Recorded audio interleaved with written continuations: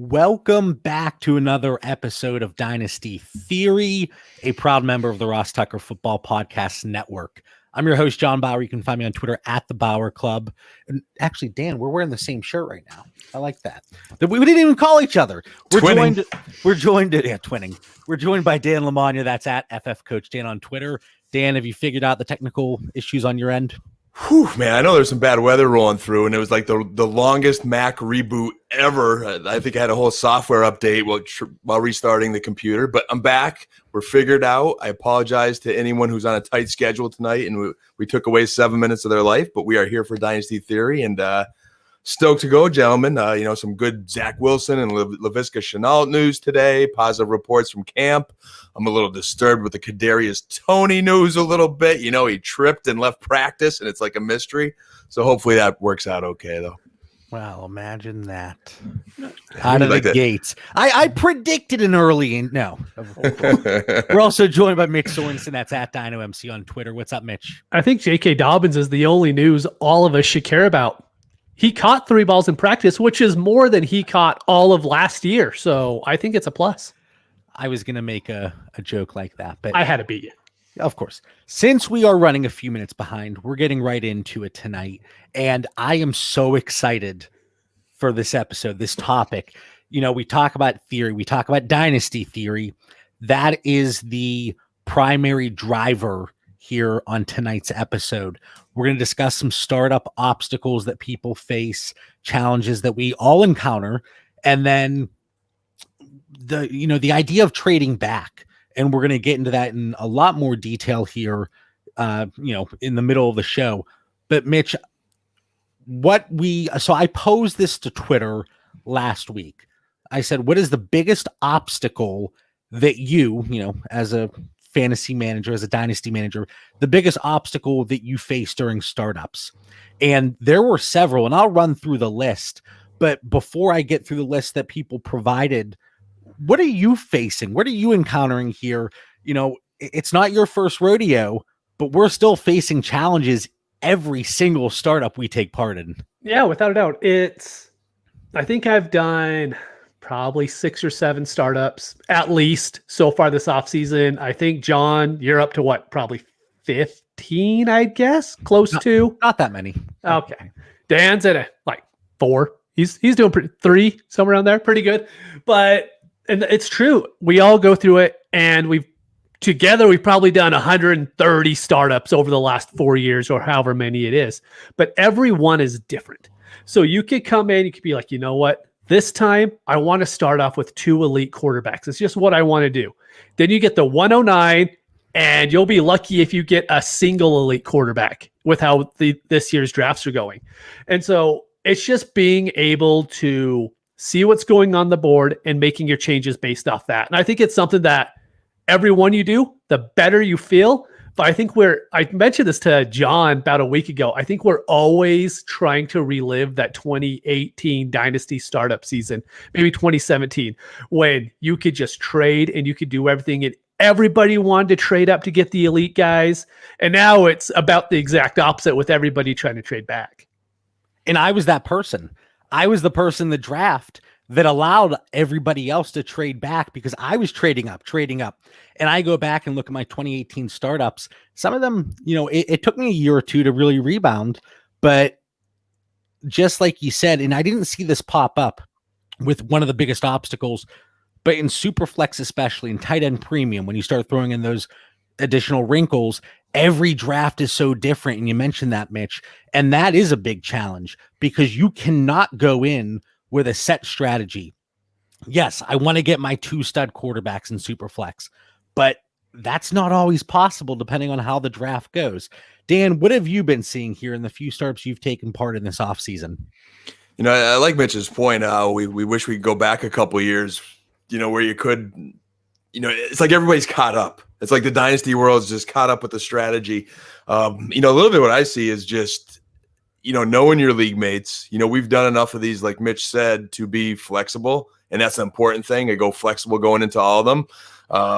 Some of the challenges is we've really picked some competitive leagues by choice, like deeper 14, 16 team leagues. And you're just kind of afraid to not want to misstep make that bad trade, or, you're trying to find that edge. And sometimes it's a little bit harder to find those edges in those competitive leagues. And then there's some leagues it's just, hey, you want to be active and you want to trade, and teams aren't maybe as active as you like. So, as far as specific things, I have some comments on like the great show notes you put together, John. I think we could definitely help our listeners here a lot. But I think for just myself individually, I think I've just been programmed to be flexible and be prepared for no matter which way the draft has gone. And we've had some of them where it's like totally quarterback heavy, and I'm taking guys like Sam Darnold way before I want to take Sam Darnold. So it all depends on the league. So the answers that I got on that tweet, and there was a lot of good feedback, and I have 12 different answers that we were provided. So I'm going to run through these rather quickly, and then I want to bounce it over to one of you. Mitch, we'll start with you. Kind of what stands out to you, and what's something, and you can pick any of them, but maybe what's something to counter that or to really help people prepare for that challenge that they're facing.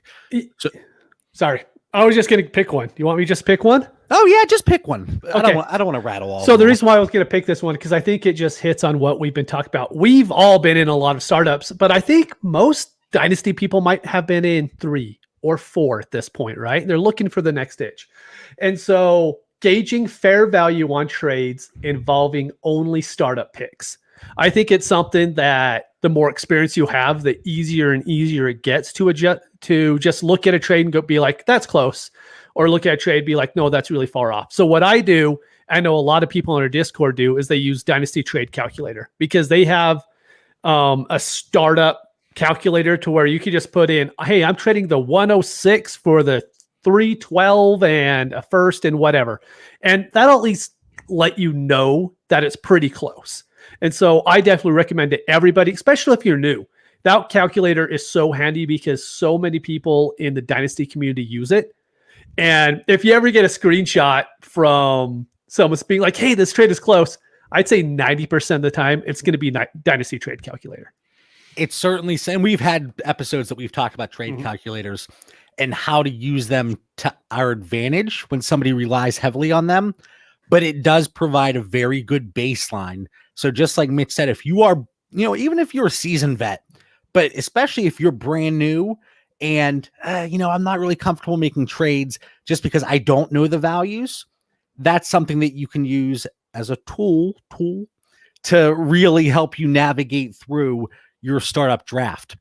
It was I put that in my notes, JB and Mitch. It was probably the one time, like I think I threw up in my mouth a little bit that I put trade calculator in my notes, because I hate those things. I hate when people send me, hey, this is what the value is. It's like, I know what the value is, but it is great advice for when you are still getting your feel, because you've done 3 or 4 and you're going against John Bauer, who's done 15 in the month of June already. So there is merit in using that as a starting point. But then over time, just experience goes a long way. We talk about knowing the league rules and the scoring system. I think that's important as well. But yeah, this is the one time I'll give a kudos to the trade calculator. And one thing that we've talked about, and I know other people have talked about it as well, just try to think about the players that are going to be there. So if I trade the 110, if I trade, pick whatever, what player is going to be there? Well, if this is your first startup or second startup, you don't know what players are going to be there, especially in a super flex tight end premium league where the values start to go a little haywire. And like I said, every draft is different. So even if you've taken part in 50 startups, there's times I'm like, okay, there's no way this guy should be going there. He's too early. He's too late, or vice versa. But that's the fantastic part of the Superflex startups. And then Packy in the chat, JB always hounds me for the $15 DTC when I know damn well that man can afford himself. So the reason that I ask that, because so in our Discord, I always say, hey, who has the subscription to the calculator? Because I know for a fact there are certain league mates that rely on that heavily. And if I can use that, okay, that calculator says it's close, there's a chance they might accept. Whereas if it doesn't say it's close, league mate A is never going to accept it. And I don't think Packy's taken into account that John has to justify on the credit card statement to Mrs. Bauer each month all the fantasy football things. So he's strategically, it's not about affording it, strategically making sure there's not too many fantasy football things on the, the Bauer household budget there. Of course. Just the other day, I was asked, what's this Roto thing on the credit card? I'm like, oh, that was just a reoccurring statement. Don't worry about that. Interesting. All right. So a few other things that people mentioned on that tweet, not waiting for people to send offers, but be the aggressor. Trading back is the preferred strategy for everybody. And then somebody said similar strategies across the board. That's an obstacle. For analyst content creators, this is from Scott. People know what he's attempting to do.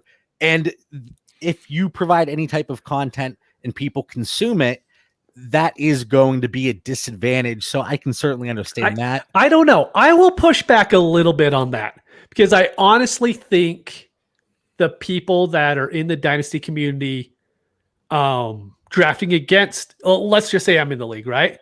They probably think, oh, I'm better than him anyways. And so while I know what he's going to do, I'm going to do it my way because I'm already better than he is, right? I don't think one of us walks into a draft and being like, oh man, I really need to worry about what so-and-so is going to do. I'm pretty sure, I know I go into a draft, I'm like, look, I'm just going to draft the way that I like, and we'll see how it goes, paying very little attention to, oh, hey, I know this guy said he really likes DeAndre Swift, and so I'm going to try to get him first, or I'm going to try to get him to trade up for him. I'll just do my own thing at that point. I will agree to an extent, but let's say, and this is something Dan 2 years ago, he was the guy that wanted to move up. And I knew if I had that 101 or 102, Dan was my man, and he certainly was willing to pay. Dan, that's a fair statement, correct? Correct. I hear it in your voice. You're like, I don't want to say it, but correct. But it's not a knock on you, but I knew that you were that guy willing to pay up. So I could use that to my advantage to an extent. Mitch, if you know somebody in your league always wants to trade back, maybe that's a person that you can make a move with where you can trade up and not have to, give them as much value just because you know for a fact they do want to move back. I mean, you're 100% right on that. There is the one guy that was in a lot of our leagues, and everybody would try to trade him first because he would always try to trade up, and whoever got that trade done got a haul for that pick. And everybody was just trying to hammer it. So to that case, you're right.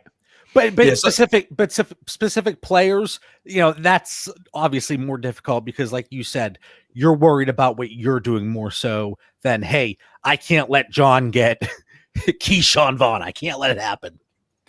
And I used to feel that way. So when I read that comment, I always have my guys. And, a couple years ago, John, to your point, and I still kind of employ the strategy. I'm just less aggressive with it now. I don't need to move up. If I could, I will, but it's got to make totally sense. A couple years ago, I was over aggressive trying to get my guys.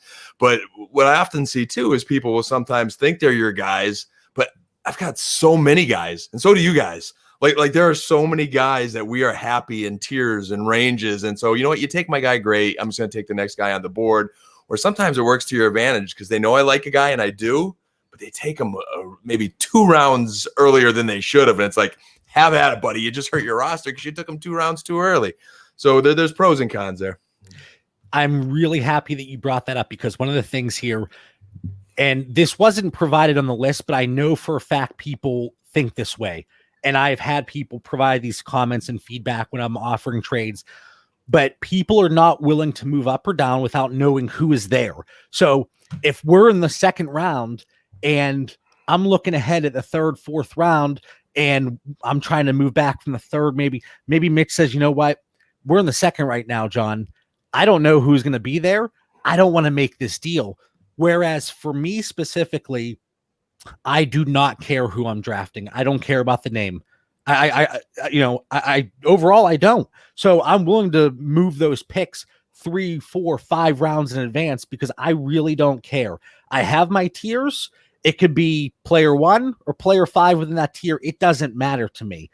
Now, I'm not saying I'm not, I'm looking for value, essentially. That's what I'm doing there.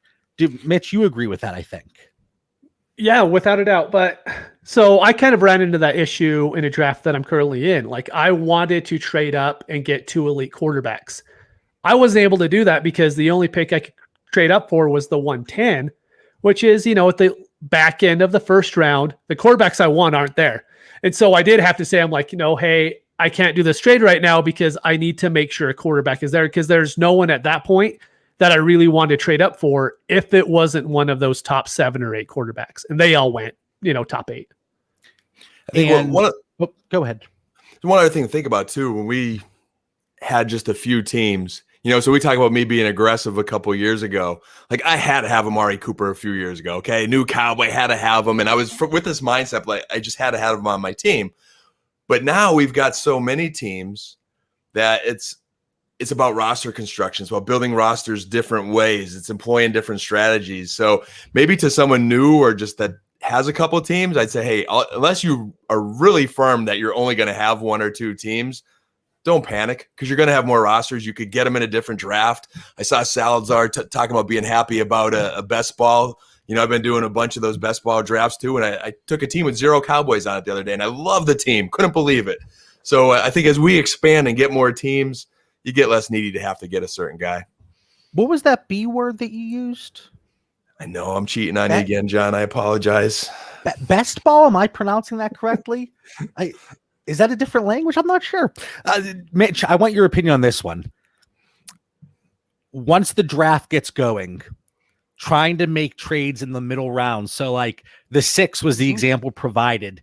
And I have a specific example, and then I want to let you, share your thoughts. And if you see this, so let's say I draft Christian McCaffrey in the first round, and I'll stray away from this specific example and I'll go to the 4th round, and I see Nick Chubb is available in the 4th round. And I offer Mitch, you're on the clock. I offer McCaffrey for 405, your 5th and 7th, and Nick Chubb is there. That's probably not going to get accepted, because I have attempted moves like that so many times. Or if I took a quarterback early and quarterbacks are dropping, I attempt to move Justin Herbert for a 4th, 5th, and 7th. And before the draft, you're like, no, I wouldn't move a 1st for a 4th, 5th, and 7th. Yeah, I don't know.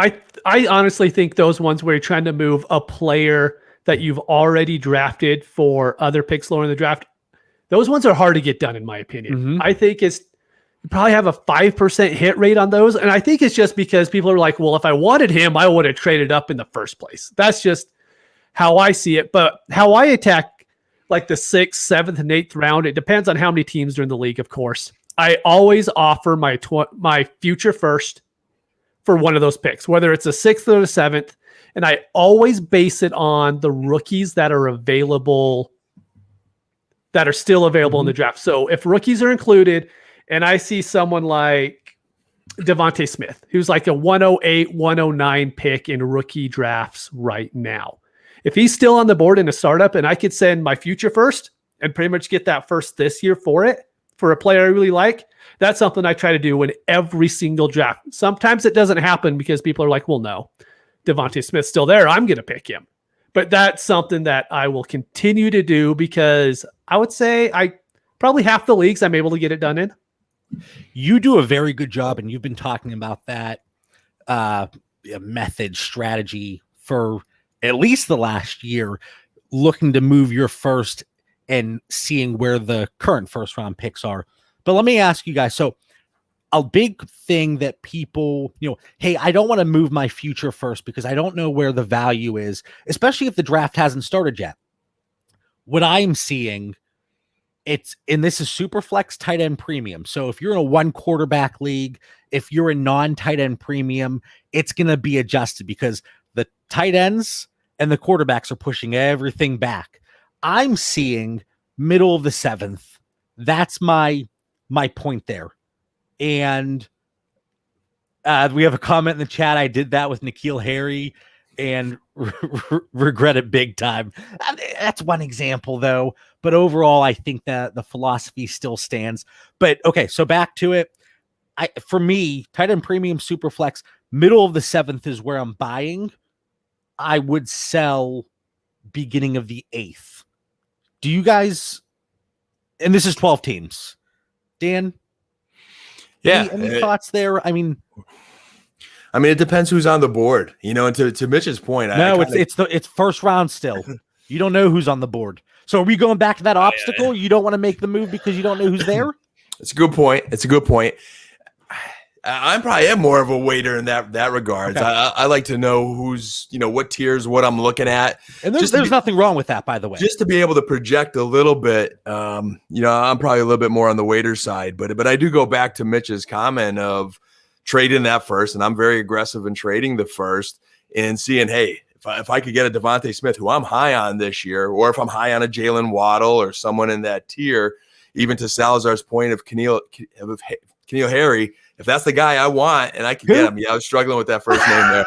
It's been a while, He's kind of off my charts there. There's a big bust, but we try not to think about N'Keal Harry too much these days. But to the point of that player comp, there's no guarantees we're going to score with Devontae Smith or Jalen Waddle. I mean, we always know one of these receivers is a good chance they're going to bust. But that's the gamble you take. You got to have conviction. You got to go with your beliefs. I went into this year's draft with rookies that I knew I wanted, and if I thought I could score them, that number one's getting sent and packing.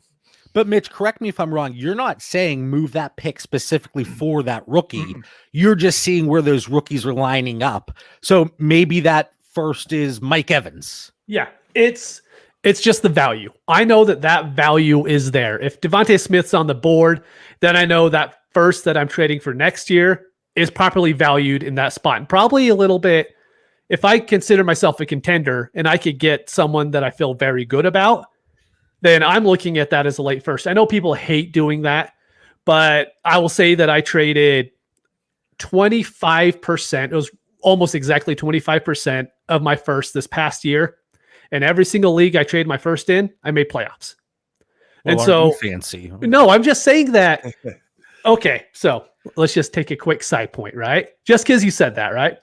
I don't like to take tangents on this show. I know, but we're gonna take one anyways because it's my favorite thing to do. I know. I got Mitch fired up tonight. I'm surprised Mitch's hat's not coming off here. All right. So, but if you're trading your first, you should expect that your team's gonna be better because you are picking up an extra player in the top 80 picks, probably top 85. And so if you're getting an extra player in there and you don't get a bad run of injury luck, which could happen to any team, then I think it's a move to make if you're feeling good about your team the first 5 rounds. I mean, you have a pretty good idea. You're like, you know what? I really like this team. I got quarterbacks I feel good in. And so then you're immediately helping your team out and you're making another team worse because there's going to be another team that is not getting that top 85 player. So all of a sudden you're taking one more person out of contention. And again, sorry, JB. Mitch is locked in tonight, man. He must have been like in my psyche here or something. And for our listeners, John Bauer's show notes tonight are like exquisite. I gotta say, these are like Matthew Berry level show notes here, man. He gave me some homework. I sent an email to the Louvre, the museum. What is that in Paris? And I said, if you want these show notes to hang up, I'll make a donation. I'm not looking for anything in return. You may have done that tonight because I could tell how excited you were all day. Like, it put pressure on me to actually make sure I read these notes thoroughly and do some homework. And I'm going into my startups and I tried mapping out my trades. And my God, that looked like a murder scene, like where you connect all the dots on a map in one of those movies we watch. But to Mitch's point, I went back, looked at my startups, and I traded my first in every league with that mindset of knowing I now have an advantage over probably half the teams in this league because I made my roster that much better. Now, what I liked where I wasn't over aggressive in past years was the one league I traded my first and then later on traded and got a first and then traded that first again in the draft. So I actually traded 2 firsts in one draft, which was kind of fun. But every startup I did this year, I did trade my first for that edge. And we have a few comments in the chat, Owen, saying that threshold right there at the beginning of the 8th is where he would have started to acquire the pick as opposed the future pick as opposed to the startup pick. And then Bill from Fantasy Timeline talked about this yesterday. He says right around the 8th is where I'm not moving a first. And, it's nice to see several people in here lining up. with their overall beliefs on where those future firsts lie. Last one before we get into, I think, the most interesting part of the show. But this was it was sent to me via DM. But if you can't trade down, you can't trade up.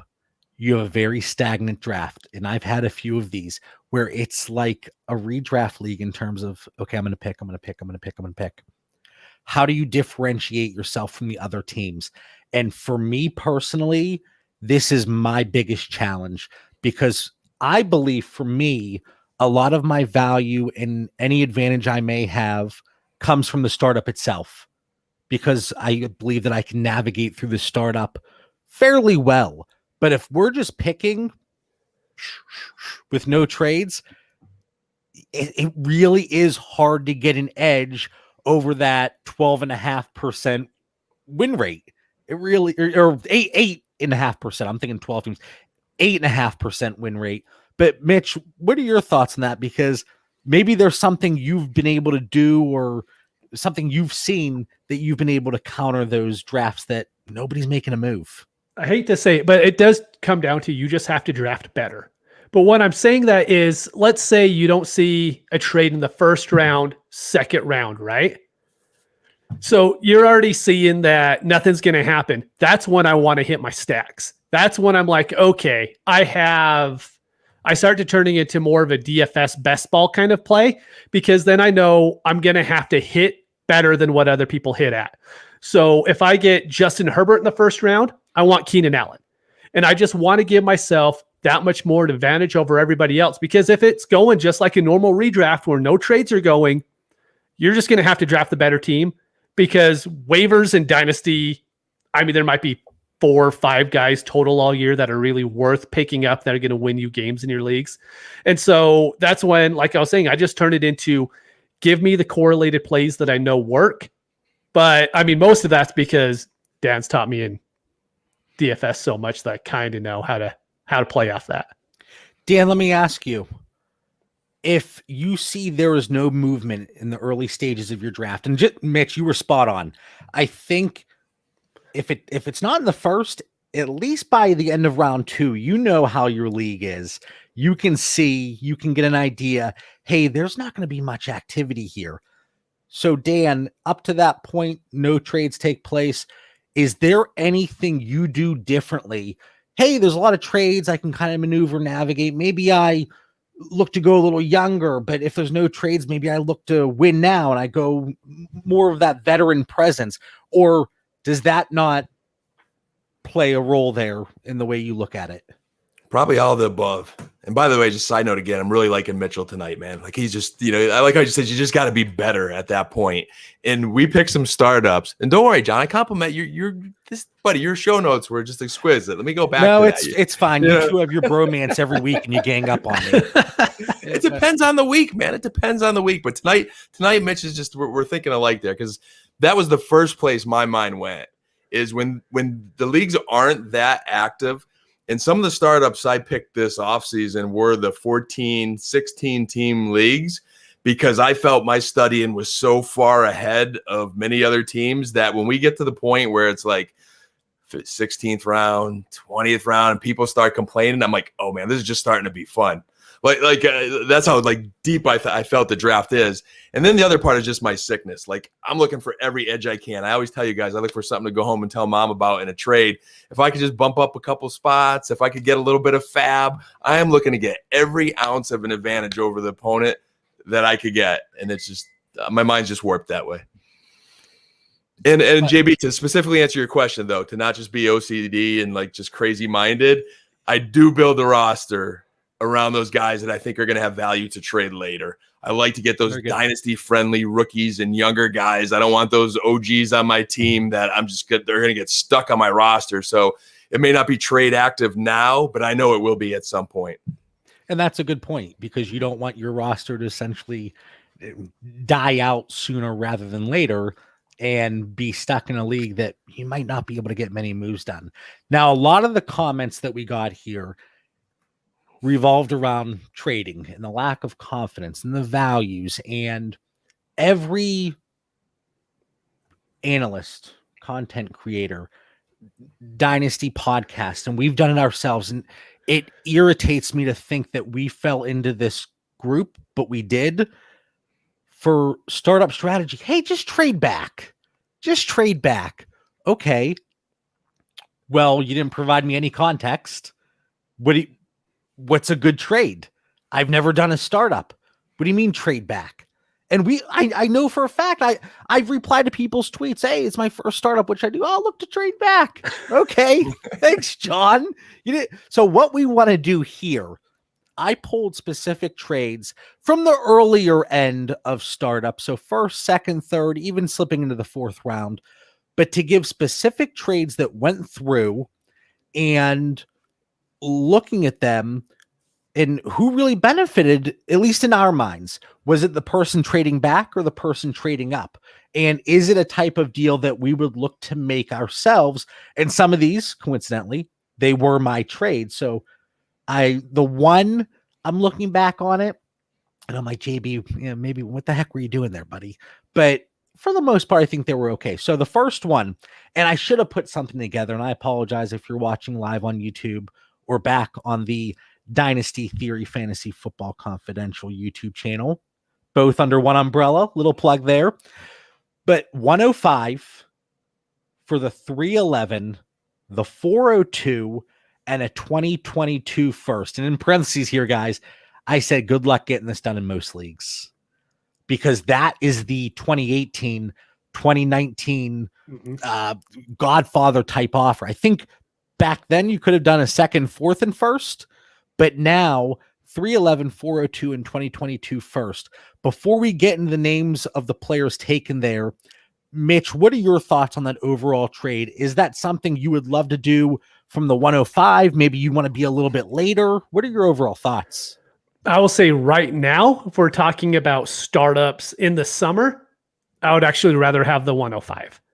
Just because I know how quarterbacks are leaving. I know the quarterback names that you are going to bring up, those quarterbacks aren't going to be available. So you're going to bring up the names, everyone's going to be like, well, of course you take those picks. But right now, knowing how it's going, like I was saying, I want one of those top super flex quarterbacks right now.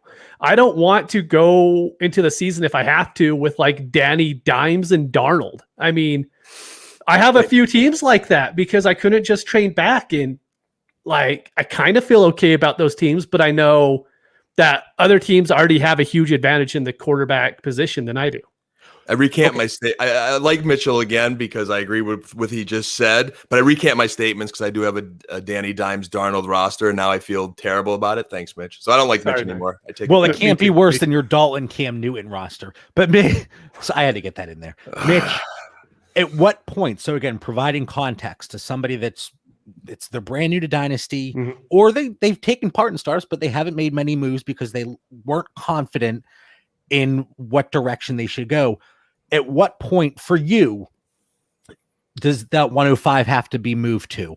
110, 111, 112? Are we talking then? I'm talking like 107, 108. Yeah. Once I get past the Dak, Murray, those kind of guys, that's when I'll be more looking to trade.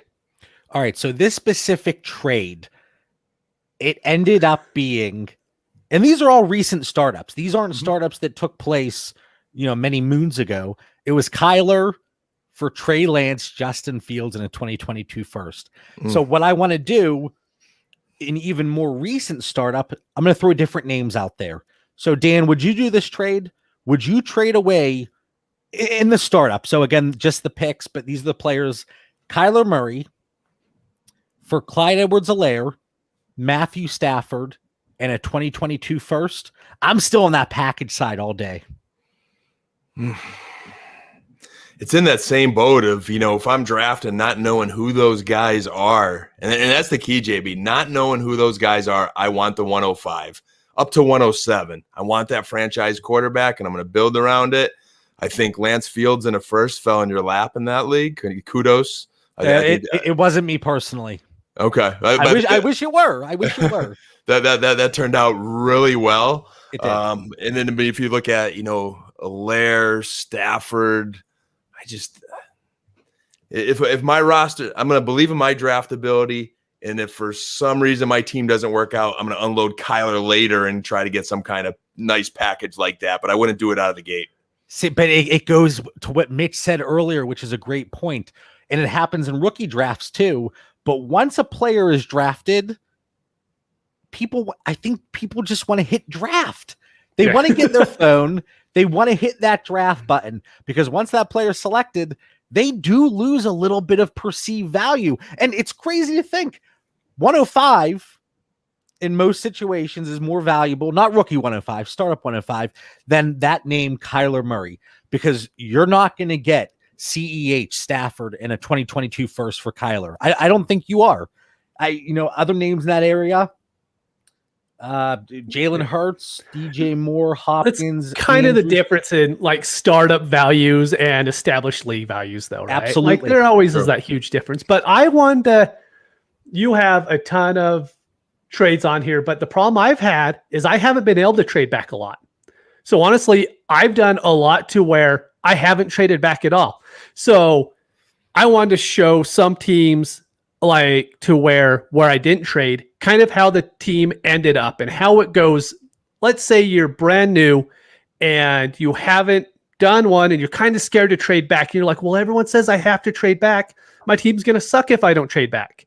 So do you have a specific team that you have for us? I only have like a couple of the top players, but I'm going to just kind of mention. So at the 107, I didn't trade at all. I got CMC, Kittle, Dobbins, Andrews, and I still have Tannehill. And then this is where I got the Darnold and Danny Dimes, but I have Tannehill too. So I feel okay with that team because I have three starting quarterbacks and 2 good running backs I like and 2 tight ends. And all my leagues are tight end premium. So and that's the 2 PPR to add additional context. Yeah. And again, you don't have to trade. If you don't feel comfortable, this isn't saying, oh, you're a terrible dynasty manager if you don't trade. And part of it for me, it's just the fun and, the offers going back and forth. And it just adds a little bit more entertainment value for me personally. But if you want to just sit there and draft, and even the way I said that, it kind of had a negative connotation, but there really is no problem with that. Honestly, when someone is brand new, it's their first one, I tell them not to trade.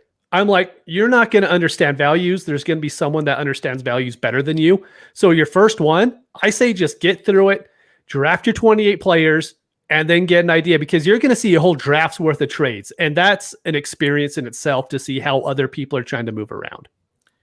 All right, Dan, now we're going into the second round. And this was one of my trades. And based on the conversations, if you listen to Dynasty Theory, I'm the one that traded back here. And it was 210 for 511. So I went back a few rounds, 602 and a 2022 second. And again, last year, 2 years ago, 3 years ago, that's a trade I probably I'm going to want more for that 210. But with the way I've seen drafts going in Superflex and tight end premium, this was a trade that I felt comfortable with. So Dan, let me have it. Yeah. I put like a meh in my notes there, MEH. I was like, I like that 210. I put that I'd want more than the 210. I think I stand by that going in. 2022 was a first, or maybe if that fifth was bumped up to a late third, early fourth. But I mean, I thought the trade worked out okay. But I would still rather the guy that was taken at 210 than what you got. But I could see the argument. I could definitely see the argument. And I love the quarterback you got in the deal long term. But so before I turn it over, I'm gonna just agree with Dan real quick and let you explain your thought process with this trade. How deep's the league here, John? Are you able to add that? I didn't know that going in. Just to make it standard across the board, these all are 12-team super flex leagues and 2 PPR for tight ends. So I didn't want to mix and match. Hey, this is 14, this is 16, all 12-team leagues across the board. And I'm feeling a lot of negativity here. A lot of JB, what are you doing? So I think about the players in that range. And for me personally, and I agree with Mitch, once you get outside of the top couple tiers of quarterbacks, I am very comfortable with the quarterbacks I have seen going in the 4th and 5th rounds. And it just so happens that I was able to land, and not necessarily my top choice for rookie, but Zach Wilson at that 602, which I when I made the trade, I did not think I was going to get a Zach Wilson there. So it's not like, oh, I knew this was going to happen. But then I got Javonte at 5'11", and I got the 2022 second. There was a lot of unknown there. But for sheer value, with the way I look at the wide receiver position, Mitch, you're with me too. The pick at 210 was ultimately Tyreek Hill. But if it was DeAndre Swift, if it was J.K. Dobbins, I'm still okay with that move. And that's a move I'd be willing to make even with the players assigned already. I think it's the unknown before and after that bothers me about the trade. Whether it's before knowing who the players are or now after. Like if you score on Zach Wilson and Javonte Williams, you're going to look like a genius later on. Like that was a really good move, JB. But Tyreek Hill, probably for the rest of his career, is going to have an outstanding career year in, year out, except for there might be a couple outlier years where there's an injury or something. So it's just that unknown. I'd rather the certainty. What if it was, and I'm just pulling names here in this range, Mitch, what if I took Jalen Hurts, who actually slipped to the 5th in one of these drafts, Terry McLaurin, and then that second? Is that a little bit different for you? Or are you still going? It was Jalen Hurts right now, yeah, just because of Jalen Hurts' value. But what I will say is this is kind of where I used to be 100% on John's side when it comes to you trade back, you get multiple assets, to where Dan's always been like, no, you want your studs. And I've slowly, as we've known through when we were doing our Dynasty Theory team breakdowns for the Patreon, John, you've been big on consolidating. If I'm remembering the word right. No. I always wanted to split up assets. That's right. I said it at least once a breakdown. Well, let's think about splitting up this asset. And that's how I used to be too. But now I've noticed that so many teams with the higher end skill position guys, because I'm always like, well, if that guy gets injured, then you're in a lot of trouble. But I've noticed so many teams that just trade that player and get someone else, and they don't lose a beat going into the playoffs. You know, some TJ, who's in our Discord, worked this out perfectly, and he crushed in the playoffs because he was able to trade a certain running back for any other running back, and he ended up winning quite a bit of money because of that. And so, yeah, he. This is me venting. I know TJ's listening. Yep.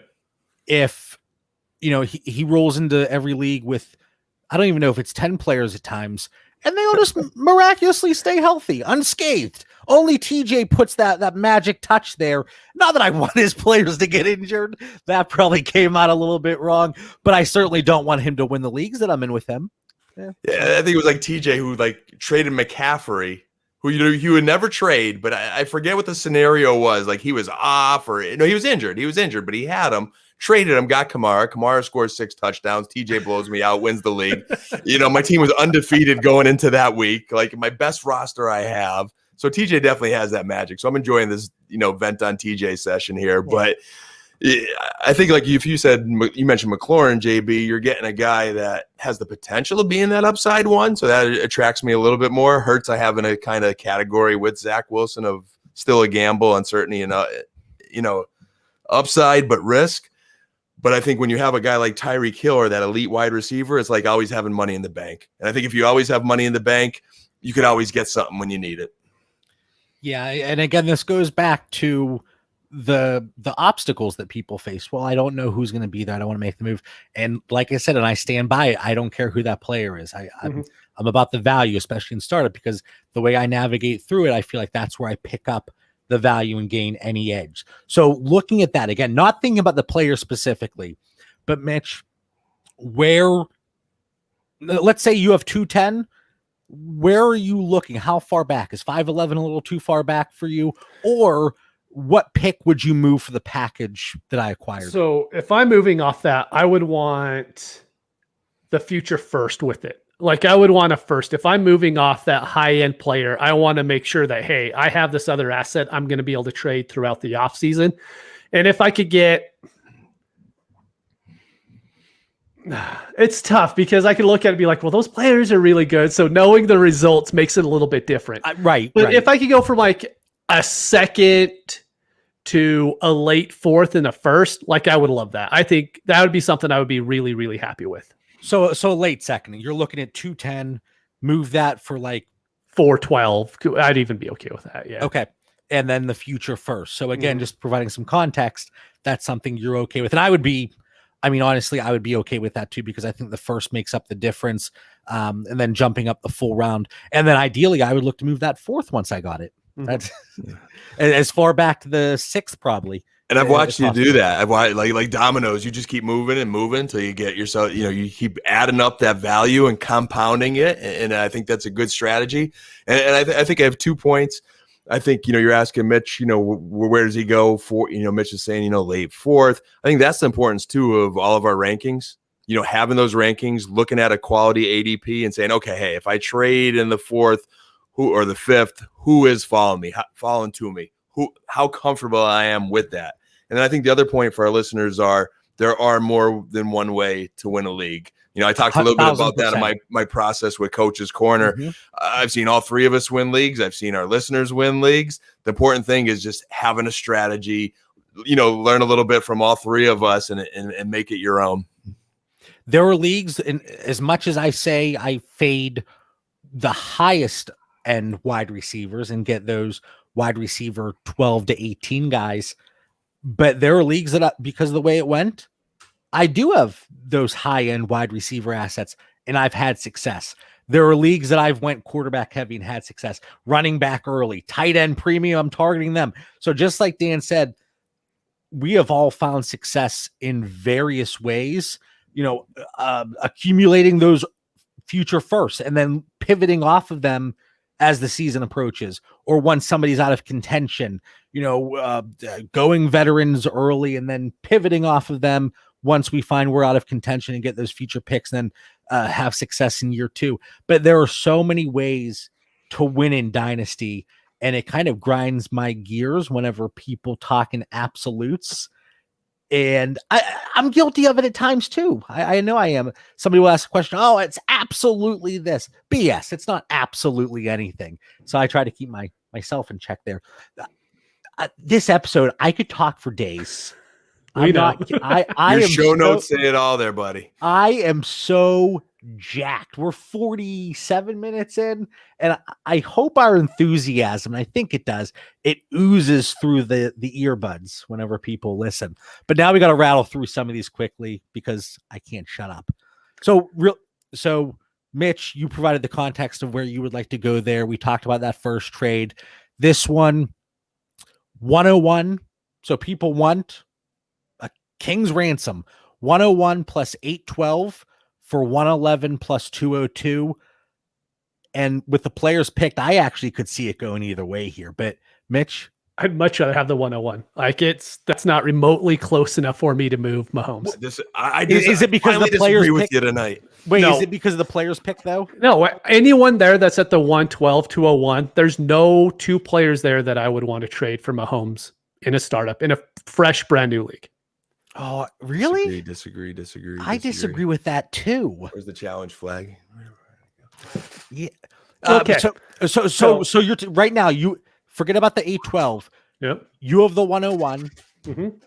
You get offered 111 and 202. You reject it. Yep. Dan, can you pass that challenge flag to me, please? I gotta like I order always one have of my these and dirty send them to you. Like white I could throw it to the screen and then towel. you could catch one. That'd be cool. But no, my thing here is that dip from 202 to 812 is gigantuan. I like this trade Did you just before make up a word? I think gigantuan's a word. We'll Yeah, look we'll that go up with it. after the show. Yeah, maybe I could ask Siri. Hold on here. Let's see here. All right, Mitch. Siri, is gigantuan a word?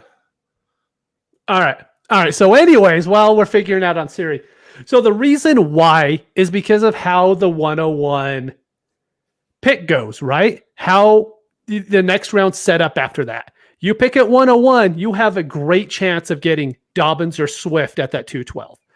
You used to be able to have a good chance of getting Pitts, but now you're looking more at a Waller type of player.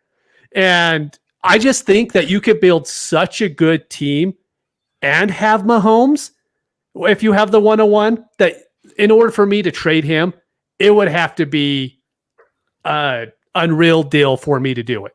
So you wouldn't trade that 101 Mahomes. We all know it's going to be Mahomes for Saquon or Russell Wilson. No. But I'm saying this.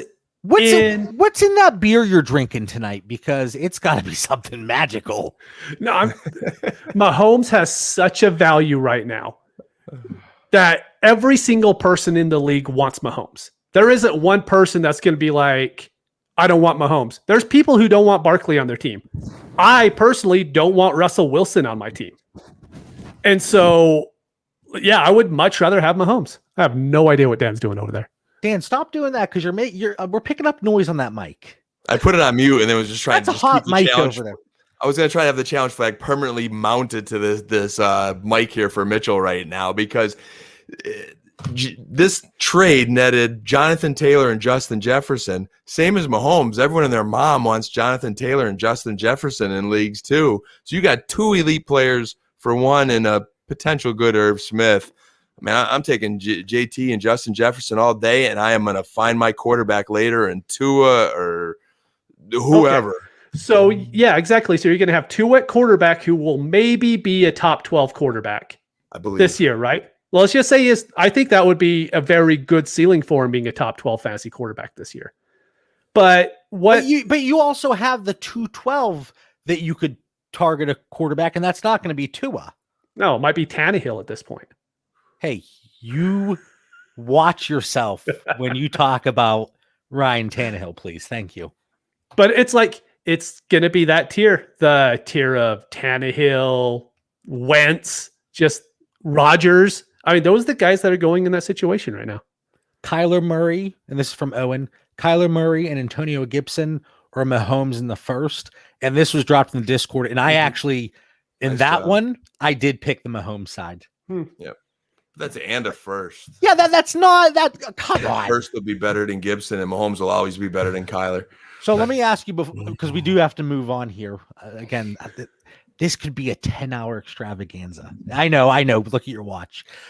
102. Is there any question you would move 102? I would do 102. Yeah. So 102 plus 811. Even though I don't think you're getting 111 and 202, just because you are right that people are willing to pay that price. I mean, if I would certainly move 102 for the pair. I'm just happy Bill in the chat agrees with me. That's really all that I care about. Actually, you are getting some support here tonight, and it's rare. Bill, who else says? Packy's also calling you crazy, though. So. Yeah, Packy says you're crazy. Okay. 111 and 1501. So for 210 and 703. So if you have that 111, that's a trade at 210 plus 703 or 210 plus a future first. Yeah, that one I would do. I would do that one easily. Yep. So that is the exact type of trade I'd be looking to make. And I think value-wise, that's probably right there. But you're going to like the way, I feel like I'm in Men's Warehouse commercial. You're going to like the way your team looks. I guarantee it. Yeah. I don't like trading back, but they're the type of trades where I like to trade back. I don't like that 15 to 7, that 7 to 15 dip. So I'll take that 2 into 7 all day. And depending on the draft, there's going to be potentially very minimal difference between that player taken at 111 and that player taken at 210, depending on the draft, depending on the managers in there. And heck, that's a very good point that you just made. Going back to the previous trade, that 111 isn't a huge difference from the 212 that the Mahomes owner would have had. Just saying, you're not picking up that much there. You'd have Mahomes on your team still. Did I just get got? I got got. A little bit, maybe. All right. I like the way Mitch turned that on me. Man, you son of a gun. All right, Dan, 301, 501 or 110, 710. I could build either way, John, but I would prefer the 110 and 710. That one, again, we're falling. Those players in that 7th round, there is some gold there. I really believe so. And that's why I'm willing, and we talked about it, to move my future first for a player in the 7th, because I do believe there is that teardrop and that break once you start to head into the 8th in most leagues. But for me, this is one that I feel very comfortable trading up, because that 7-10 501, yeah, it's almost a 3-round difference, but I still feel really good about a player I can get at 7-10. That 7th round has such good wide receivers in it, and it's wide receivers that are going to end up costing you a future first if you try to trade for them. Yep. So being able to move up into that 7th or even the early 8th, I love the wide receivers that are going in those rounds. In this 7th, I've maneuvered around drafts, and I've picked up a lot of 6th and 7th round picks. And Dan, you're very pleased to hear I've picked up a lot of Amari Cooper in that 7th round. Mm-hmm. Mike Evans, I mentioned his name earlier. I've seen Godwin going in the 6th. Yeah. Chris Godwin slipping, just because a lot of people, they are looking at it, hey, wide receivers, it's so deep, they are fairly replaceable when you look at it from a weekly point per game standpoint. Deontay Johnson, he's another one, 7th round, early 8th. Juju, he slipped to the 9th in several rounds. And I know there's that stigma around Juju, but anyway, we don't want to, get too caught up here. 103 and 10-10 or 202 and 602. I want the 202 there. Yeah, that's same. Dan, are you okay saying that? Agreed.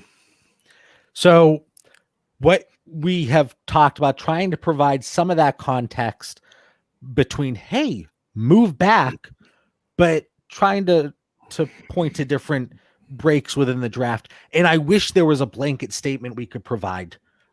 Hey, every league, you're going to want to move from here to here, first for this or second for this. But there is that difference, as you saw from responses earlier, 105 and 107. That could be greatly different based on the way the draft is going, where you see these quarterbacks going, Dak at 105 or, quarterback 7 at 107. But there are a lot of different routes you can go. And again, no right way necessarily. But if you have any questions, if you're in a startup, DM any of us. Hey, really quick, we're in the 3rd round. This is a trade that I have involving startup picks. One of us will get back to you. Yep, we've often helped out in trades, and we're always glad to. And I gotta say, we survived this episode tonight, because John, I would love to be inside your brain right now. You're talking about these different routes. I see these plays in your mind, and your show notes look like the GIF of that guy with all the algorithms above him. That's totally you today. Buddy. I cut out a little bit of this. Man, I should do Quite an a bit. after show or something. I feel You like should. Yeah. Maybe I'll do a solo pod later this week and go over some of these other trades just to kind of share what's in my brain. And people don't want to see what's in my brain. It gets scary at times. But and then side note, I'll say this for the final thoughts here. You know what? I'll have a final thought tonight. Final thoughts. Dan, you look just like your little Bitmoji there. Cowboys hat. So episode 120, let our listeners know what you're thinking about. Final thoughts for our listeners. Episode 120, rocking 2 quick thoughts. One, in the spirit of the Scott Fishbowl, as we're twinning tonight, JB. Just charity. You'll see some tweets on Twitter there. This weekend, June 12th, is our big, back here in Northeast PA, pancreatic cancer Purple Stride event. We are very close to raising $70,000. I appreciate, I've seen a few members of our fantasy community that's retweeted, donated, even $5. Everything goes a long way. So just a thank you, and appreciate any support. Time out. That's for the pancreatic cancer, correct? Yep, Pancreatic Cancer Action Network. Lost my dad to pancreatic cancer, and I've just seen so many people impacted by it. So we couldn't be prouder here in our area, and it's nationwide that these Purple Strides are going on. So great cause. And then my second just quick thought is I appreciate those also that commented and tuned in to Coach's Corner. I'm going to be dropping hopefully once a week some sort of pod, and it's kind of like the Karate Kid. If you like Mr. Miyagi and how you don't quite know what he's teaching, but later on it all comes together, that's going to be my podcast. I think the next one, I've got a few boxes of football cards coming in, a nice box, a $300 box coming in this week that has about 8 autographs in there. So I might do an unboxing live and then tie it into fantasy football, and it's going to be just like Mr. Miyagi and the Karate Kid. So appreciate the listeners. that's a great analogy because I think age-wise, you're right there with this. Oh, I had to. I'm being a smart aleck. I know. All right, Mitch. Final thought for our listeners. My only final thought is I kind of need to. I misspoke earlier. I said that in all the leagues I traded my first in, I made the playoffs. That is not true because John and I co-owned some leagues. We traded our first, and we did make the playoffs in 2 of those, if I remember right. So I just wanted to make sure that I set the record straight. That, yeah, it happens to the best of us. So what you're saying is because we co-manage those leagues. That's not my fault. That's all I know. All right.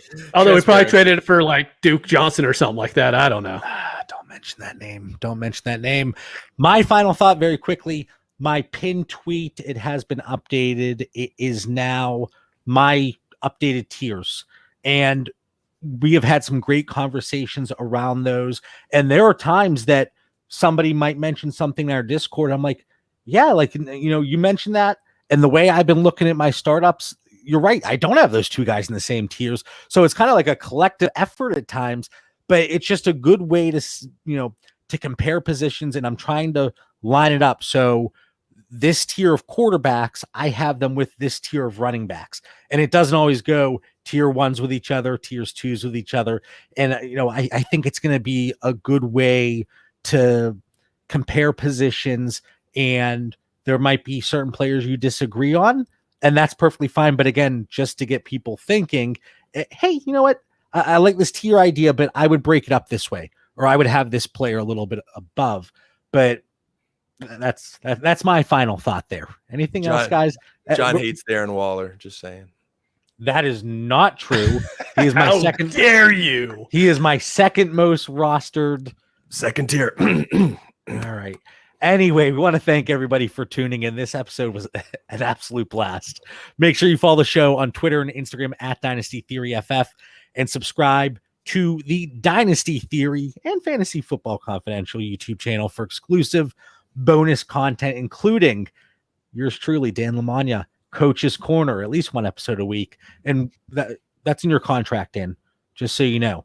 Your pay is going to be docked if you don't at least provide 1 brand new episode every week. Fair enough. All right, everybody. We will catch you next week. Have a good one.